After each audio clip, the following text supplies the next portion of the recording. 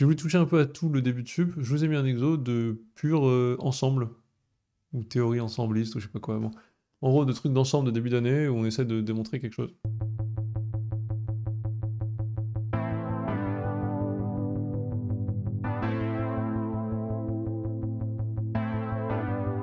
Donc là, il va être intéressant ce truc-là parce qu'on va faire plusieurs choses. Déjà, on va intuiter la réponse. Puis, après avoir intuité la réponse, on va démontrer l'égalité entre les ensembles. C'est-à-dire que là, il y a cet ensemble, on va essayer de montrer que c'est égal à, disons, 0, 2, je mets un truc au pif. On va intuiter que c'est ça, et on va dire, bah ok, mais est-ce que ça, c'est bien égal à ça, et ça égal à ça? Est-ce que l'un est inclus dans l'autre? Pour montrer une égalité entre deux ensembles, on va montrer que l'un est inclus dans l'autre, et l'autre est inclus dans l'un. Pour faire cet exercice, on va essayer d'intuiter le résultat. Donc je vais écrire A, et on va voir à quoi ça ressemble. Premier truc, on l'écrit. Donc c'est l'union de plein de trucs, excusez-moi. C'est l'union de plein d'intervalles, donc écrivons-les, écrivons le premier, hein, pour n égale 1, vu que n appartient à n étoiles, elles ne sont pas divisées par 0. Donc, moins 1 sur 1, 1, union, moins 1 demi, 2, union, moins 1 tiers. Bon, on commence à comprendre déjà que le côté gauche, il sert à rien. 3, 3 petits points, union, moins 1 sur n, n, à l'infini. Bon, on a compris que moins 1, c'était la borne à gauche, oups, pardon. Moins 1, c'était la borne à gauche qui allait être la plus grosse, direct. Donc en fait, on peut toujours faire union d'autres trucs. De ce côté-là, on va rien rajouter de ce côté-là. Donc en fait, sur notre droite des réels, moins 1, c'est clairement l'espèce de borne à gauche. On va rien rajouter dans l'infinité de ce qu'il y a après. Pourquoi? Parce que moins 1 sur n, c'est toujours plus grand que moins 1. Donc moins 1, c'est le plus loin qu'on va aller. Par contre, de l'autre côté, on va rajouter plein de trucs. On va rajouter, on était jusqu'à 1, on rajoute jusqu'à 2, jusqu'à 3, jusqu'à etc. Bah en fait, on comprend que... montrons que a égale moins 1 plus l'infini. Alors, faut le montrer formellement. Là, j'ai intuité en écrivant ça que la réponse était moins 1 plus l'infini. Et en effet, ça va être la réponse. Maintenant, on va essayer de... on va essayer de le démontrer. Donc, comment on fait? On le fait en deux temps. Est-ce que moins 1 plus l'infini appartient à A, et est-ce que A... Enfin, est inclus dans A, pardon, est-ce que A est inclus dans moins 1 plus l'infini? Je vais prendre mon propre principe à moi et analysons. Est-ce qu'il y en a un qui est beaucoup plus simple à faire en premier? On fait toujours le plus simple, histoire d'avoir fait les trucs qui valent... On est au concours, on veut gagner chaque demi-point pour passer, parce que c'est Central Paris va jouer un demi-point. S'il y a une question ultra simple, on la fait direct, comme ça on gagne les points, on est en confiance, on passe à la suite. Il me semble que là, le plus simple, c'est montrons que A inclus dans moins 1 plus l'infini. Il me semble que celui-là est plus simple. Donc c'est pour ça que je dis il faut toujours faire le plus simple en premier, c'est pas juste pour rigoler, c'est parce que, mieux vaut garantir des points. Donc, on va regarder. En fait, on a... quel que soit n appartient à n étoiles, ce que j'ai dit tout à l'heure déjà, en fait, moins 1 est plus petit strict, plus petit ou égal si c'est n, pardon, si c'est n égale 1, à moins 1 sur n. Ok. Et j'ai n qui est toujours plus petit que l'infini, bon ça, il n'y a rien à faire. Donc, quel que soit n appartient à n étoiles, moins 1 sur n appartient bien, et bien inclus dans moins 1 plus l'infini. Voilà. Et donc a fortiori, si chacun est comme ça, c'est bien ça, hein, si chacun de ces ensembles-là, donc je peux conclure que j'ai montré que c'était vrai pour tous, et leur union est également incluse dans moins 1 plus l'infini. Voilà, c'est assez facile. Donc ce sens-là est évident, A inclus dans ça, parce que en fait c'est basé sur moins 1 qui est plus petit que moins 1 sur n. Voilà. Et maintenant on fait la démonstration dans l'autre sens. Montrons que moins 1 plus l'infini est bien inclus dans A. Alors là ça va être plus compliqué parce que je vais pas pouvoir le faire uniquement, si vous voyez ce que je veux dire, avec... Oups, petite... J'étais un peu vite. Ça va pas pouvoir se faire uniquement avec des ensembles comme ça, quoi. Je vais pas pouvoir dire, moins 1 plus l'infini, c'est bon, c'est compris là-dedans. Ça, je vais pas pouvoir le faire avec des ensembles purement et simplement. Donc qu'est-ce que je vais devoir faire? Je vais devoir aller chercher un élément quelconque de l'ensemble et voir ce qui se passe. Donc comment on fait? Soit x, ce qui est assez classique comme démarche, hein, si vous ne connaissez pas, appartient à moins 1 plus l'infini. Montrons qu'il appartient à A, mais A c'est quoi donc? A, c'est une union c'est une union infinie de plein de petits intervalles que j'ai notés ici, des moins 1, 1, des moins 1 demi, 2, des moins 1 tiers, 3, etc., etc., etc. En fait, mon x, clairement, vu qu'en fait, si vous voulez, là j'ai une droite des nombres entre moins 1, 0, 1, jusqu'à n, X, il y a moyen qu'il soit rangé quelque part. Imaginons que X, il est genre là. Bon bah c'est bon, je sais qu'il appartient à un certain intervalle. Donc en fait, on va peut-être devoir simplifier. Alors attendez, parce que si X par exemple vaut 2,5, bah on sait que X est là-dedans. Bon, en l'occurrence, il est aussi là-dedans, mais c'est pas très compliqué de s'en sortir. Là où c'est plus compliqué, c'est si X vaut genre moins 0,6. Bah dans ce cas, si X vaut moins 0,6, il va être là-dedans. Donc on va juste devoir, enfin on va juste faire une division des cas entre est-ce que X est plus petit que 1, plus petit que 2, etc. Donc ça va pas être très compliqué. Si X appartient à moins 1, 1, alors, bah, vu que moins 1, 1 c'est dans A, donc c'est même le premier,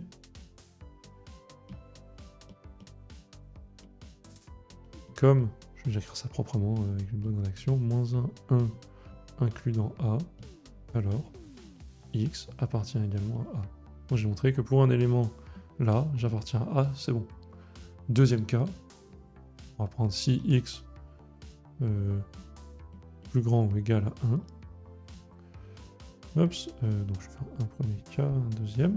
Si X plus grand ou égal à 1, bah, il va appartenir à plein d'intervalles. En l'occurrence, imaginons que X ça vaut genre, je sais pas, un peu en dessous de N, il va appartenir à celui-là et à tout ceux d'après. Mais bon, je vais juste dire que je vais en trouver un.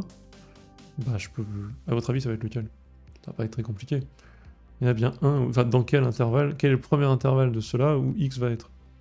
Vous savez, quand il est plus grand que 1, moi j'ai plein d'intervalles, des intervaux, intervalles, des intervaux, on parle bien français. Ah, c'est le niveau de blague de cette chaîne. Là, vous avez 2, 3, enfin vous avez plein d'intervalles comme ça, vous avez plein d'intervalles comme ça. Donc en gros, X va appartenir auquel de manière assez simple. Comment je fais pour lier X à un entier naturel? C'est un peu la question qui tue. Partie entière. Je considère partie entière, moi j'aime bien l'écrire comme ça, soit E de X, la partie entière, de X. Donc on a E de X qui est plus petit ou égal à X, par définition. Donc je sais que X appartient par définition à l'intervalle. Je prends un entier donc qui est plus grand que... un entier plus grand strict que X. Il appartient à E de X plus 1 fermé. On a dit que c'était quoi? Si je mets l'entier N ici, c'est moins 1 sur N ici. Hop, moins 1 sur E de X plus 1. Donc, X appartient à A. Voilà. Dans les deux cas, soit il est plus petit que 1 et bon bah c'est bon, soit il est plus grand que 1, il suffit de dire qu'il bon, il va appartenir à un des sous-ensembles. Et vu que l'ensemble de ces sous-ensembles, quand je les mets ensemble, on a déjà intuité que ça vaut tout ça, on comprend en fait que bah, c'est comme ça qu'on le démontre.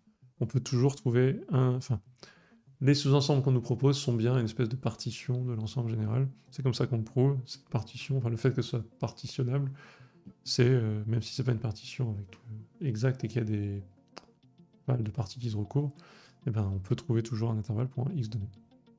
Voilà. Ça, c'est la petite démonstration. Donc, j'espère que c'était clair. Vous voyez, il y a quand même pas mal de... Enfin, ça a l'air de rouler, mais il y a une première intuition, et ensuite deux cas, un inclus dans l'un, un inclus dans l'autre, et dans le cas où c'est l'autre qui est inclus dans l'un, il fallait faire quand même une petite distinction de cas. J'espère que vous voyez que ça roule à peu près... je veux dire, ça roule sur la langue, peut-être pas, mais ça roule quand même au fur et à mesure. C'est pas juste... Moi, je veux rendre absolument intuitif tous ces sous-cas et ces sous-points. Pas vous dire ça sort de où, jamais je serais capable de... Pour rendre logique celui-ci, la première division, c'est juste, vous retenez le principe, ça vous devez le connaître, c'est votre devoir d'élève de connaître l'idée de quand on montre que quand on veut montrer que deux ensembles sont égaux, on a deux types de démonstrations, soit on arrive à montrer que x appartient à A si et seulement si x appartient à B, des fois possible, soit on montre d'abord l'inclusion de l'un dans l'autre, puis l'inclusion de l'un dans l'autre. Ça, c'est classique. Savoir ça, ça vous donne déjà la structure qui est ici, c'est pas genre terrifiant. Ça vous structure aussi vos démonstrations, connaître ces classiques-là, et vous savez quoi faire. Et ensuite, ici, quand on commence à comprendre ce qui se passe, pourquoi j'ai divisé les cas? Parce que je vois très bien que les x, je vais tous pouvoir les rentrer. Si x vaut 28, 28,2, je vais pouvoir le rentrer dans moins 1 sur 29, 29. Je comprends ça très vite. Et je me dis juste, attends, zut, s'il est très petit, en fait, vu que là c'est 2, 3, 4, 5, si x est tout petit, qu'est-ce qui se passe? Ah oui, mais c'est pas grave. S'il est dans moins 1, 1, il rentre là-dedans, il n'y a pas de problème. Voilà.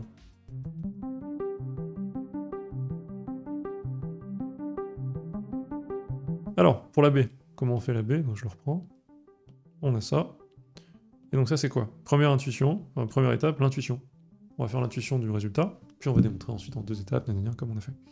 Donc là j'ai moins 1, 1, donc je vais reprendre ce qu'on a fait tout à l'heure, hein. Inter, moins 1,5, etc., etc. Moins 1,5, 2, inter, 3 petits points, inter, moins 1 sur n, 3 petits points, etc. Premier truc, tout à l'heure, le bout de gauche servait à rien. On a compris qu'en fait, il y avait moins 1 ici, qu'on n'allait jamais rien rajouter de plus gros, donc c'était moins 1 qui est tout bloqué. Bah là, en fait, vu qu'on fait des inters, on veut les trucs communs. Ok, mais là, je veux le commun avec des trucs qui sont plus grands que 1 à droite. Bah, le commun entre un truc qui s'arrête à 1 et là, c'est bon, je sais que le 2 il sert à rien, le n il sert à rien, il y a toute la partie à droite qui sert à rien. Déjà, intuitivement, je comprends que ça sert à que dalle. Et donc, cette intersection super grande là, elle va s'arrêter à droite à 1. Ça, c'est sûr. Donc, je sais déjà que je veux montrer que, montrons que B égale 1 ici. C'est le seul truc qui est commun à tous ceux-là qui sont plus grands que 1. Et on va comprendre ce qui se passe de l'autre côté. Qu'est-ce qui est commun à tous les moins 1, moins 1,5 et moins 1 sur n? Bah en fait, ça va être, on comprend que si on va à l'infini, on va espèce d'avoir de passage à la limite, moins 1 plus l'infini égale 0, avec un 0 qui sera jamais vraiment atteint, et je vais tenter de montrer ça. Ah oui, avec 0 qui est toujours compris en fait. 0 est compris dedans. C'est vrai. Oups. 0 va être compris. C'est un peu le truc important. J'ai failli passer à côté, ça aurait été dommage. 0 va être compris, voilà. On comprend parce qu'en fait 0 il est compris à chaque fois. 0 il est là, il est là, il est là, il est là, enfin dans chacun des moins 1 sur n il y est. Hein. Voilà. Donc on va montrer ça, ça va pas être trop compliqué. D'abord, montrons que... Alors on va faire le facile encore une fois, c'est quoi? Je pense que c'est la même chose, montrons que B inclus dans... D'abord, 1, montrons que B inclus dans 0, 1. Je pense que c'est pas trop compliqué. Pourquoi? Bah en 2 étapes. Ah mais oui, c'est dans l'autre sens que c'est facile. Bon, je vais faire l'autre sens avant. Hop, celui-là je le décale et je vais me prendre la tête dessus dans 2 minutes. 1, l'autre est trop facile. 0, 1 inclus dans B. Faites quel que soit n. Tiens, n étoile, pardon. 0, 1 inclus dans moins 1 sur n, n. Qui est inclus dans B. Trop facile. Donc c'est bon, c'est réglé. Ça c'était trop facile, c'est fini. Donc ça, en effet, point gratuit. Maintenant, celui-là qui est chiant, et donc faut que je me prenne la tête un peu, que je réfléchisse. Bah je peux écrire en fait, là, vous me prendre la tête, je vais tout écrire. Hein. Je vais écrire... je peux écrire que... moins 1... Oups... x... 1... moins 1 sur n... et quel que soit n à partir de n étoile...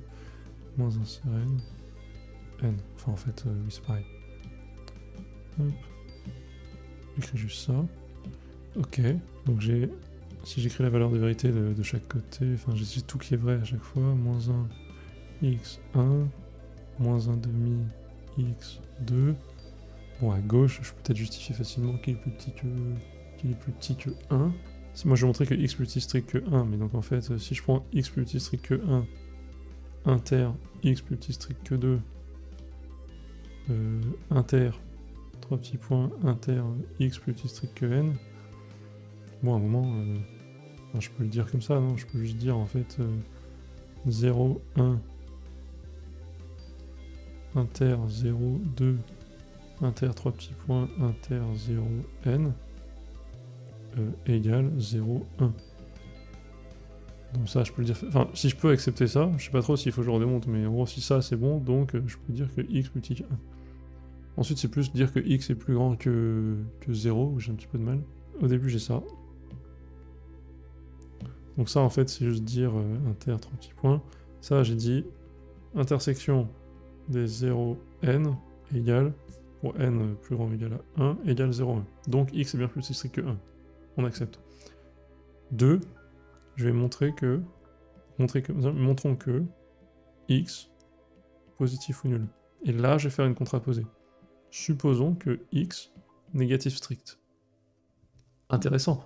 Et là, je vais m'en sortir. Pourquoi? Parce que là, je supposais que x est négatif strict, hop, et je trouve une contradiction avec, on a, quel que soit n, x supérieur strict à moins 1 sur n. Mais ça va être faux. Parce que si x est négatif, bah en fait, je vais pouvoir, si x est négatif, en gros, il y a 0 qui est là, il y a x qui est là, et en fait, je sais que les moins 1 sur n finissent par arriver ici. Et donc, x ne sera pas plus grand que. Il existe un moment où moins 1 sur n va être là-dedans. Et là, ça sera ma contradiction. Là, on a un truc bien. Ah, ça, c'est bien. Donc, si x négatif, on va s'en sortir tout de suite. On a ça, on va le contredire. Ben, soit, moi j'aimerais un n. Dans ce cas-là, moi j'ai x, 0, et je veux un n tel que moins 1 sur n soit ici. Absolument. Je cherche, je vais l'écrire en vert pour le brouillon. Hop, je cherche. Vous comprenez la démarche maintenant. C'est bien, en fait, je kiffe galérer, parce qu'au moins vous me voyez galérer, et ça va peut-être vous inspirer sur comment chercher un exo. Voilà. Je cherche n tel que, on est cette situation-là.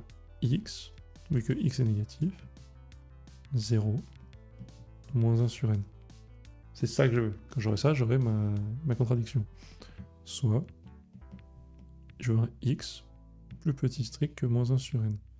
Et donc, soit, je multiplie par n de chaque côté, nx plus petit que moins 1, soit, alors quel n ça va être? Il y a un moment où ce n va exister, donc il faut un n plus grand qu'un certain seuil. Et là, je divise par x de chaque côté, x qui est non nul strict, mais négatif, n plus grand à moins 1 sur x. Donc dès que je prends un n qui est plus grand que moins 1 sur x, c'est bon, j'aurais bien moins 1 sur n qui est plus petit que x. Ça c'est bon, j'ai compris.